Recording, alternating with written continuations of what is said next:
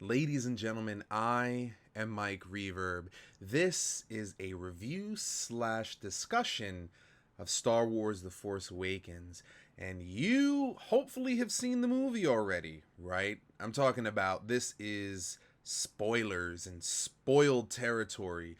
I'm talking about month-old milk and moldy bread. If you haven't seen the movie yet, you probably don't want to watch this video unless you don't care about Star Wars, in which case, why did you click on the video?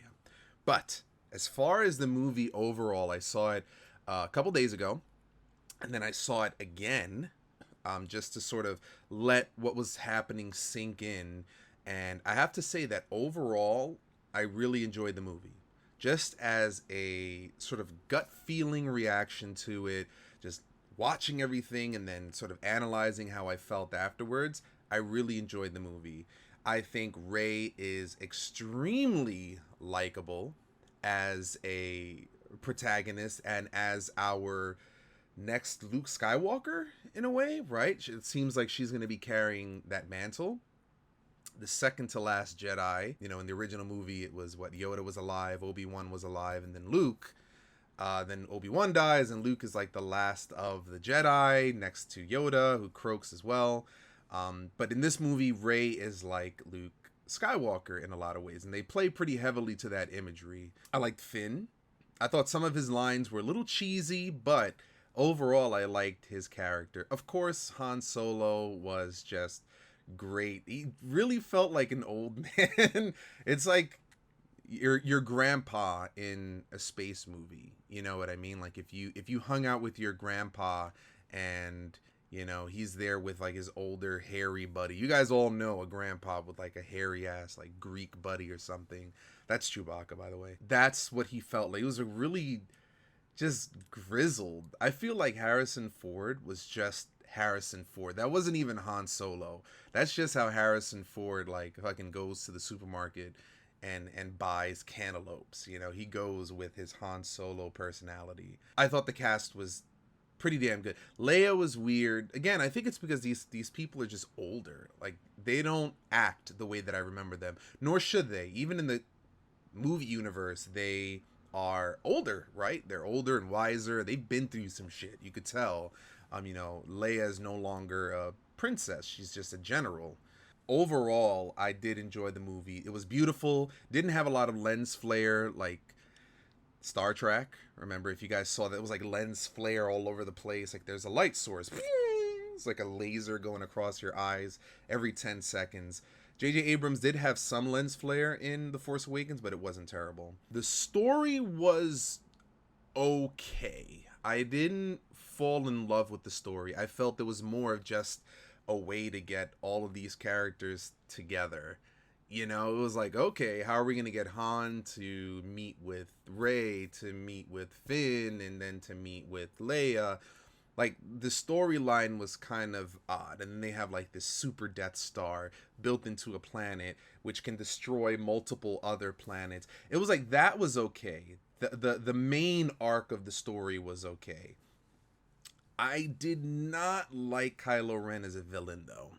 I felt that he did not have the presence of Darth Vader, of Emperor Palpatine, of even Count Dooku. Like, he didn't have that presence, that fear-induced. Like, when you first see him, I think it was like, wow, this guy seems powerful. When he drops down, was it Tatooine that he drops down on? That was like, wow. But then as the movie went on, he just did not have the presence. And it could be argued that he's not really like a Dark Lord, that he's struggling with the light, and that's why. But he just felt very immature and very emo. And that's not what I want in a Star Wars villain. Even Vader struggled with the light and dark side, and he just had this presence. And it was something that he held throughout the entire original trilogy. Kylo Ren just doesn't have that. Maybe it'll change in the next movie, but in this movie he just didn't feel like that villain that we deserved in a new episode. So that was one thing. Also, I felt the pacing of the story was really fast. Like, I just wanted to, maybe it's because I'm becoming an old man, an old Jedi, But I wanted the story to slow down a little bit and let me enjoy, to drink in what was going on. And I feel that J.J. Abrams had to just stuff as much as he could, because he has to not only introduce or reintroduce things from the old trilogy, he has to pave his own story. So I can understand wanting to cram so much in the 2 hours and 20 minutes, however long the movie was. I can understand that, but to me the pacing was like really fast. You know what I mean? It's like they want to find the BB-8 robot. Like, that's the first thing, is Kylo Ren wants to find the robot. Then we have Finn, who is going to save Poe. And then from there, we have them crash on Jakar. And then from there, they meet Rey. And then they fly the Millennium Falcon all of a sudden. And then Han Solo comes along. Like, it was very fast. It was almost like watching a Michael Bay movie. You know what I mean? It was just like so many things happening at once. So that's like the only other complaint I have about the movie, is just the pacing seemed off. It was very, very fast to me. And I remember Star Wars, the first Star Wars, where it kind of took its time in developing certain concepts. And this one, it was just like you just had to sit down in your pod racer and go. And then what happened with Han Solo, which everybody who's watched the movie, again, spoiled milk, moldy bread, super spoiler. When Han Solo died, I felt like that was a Snape kills Dumbledore moment.